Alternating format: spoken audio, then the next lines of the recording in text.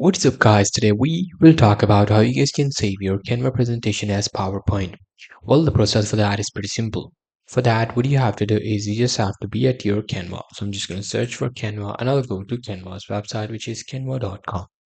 In the Canva, you have to log into your account. Once you're logged into your account, and now I'm just going to quickly create a presentation so that I can show you how to save it.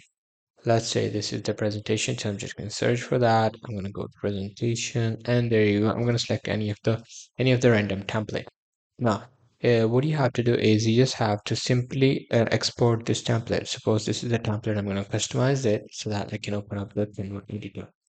Now, what you have to do is you just have to simply download it. So you just have to click on share and then simply click on like download. So I'm just going to click on download, and there you go. You can actually download in this PDF. So you just have to select PPTX. Now there you go. I just click on download and it will be downloaded as a PowerPoint document. So that's pretty much it. That's how I'll be able to do it. Hope you guys find this video helpful.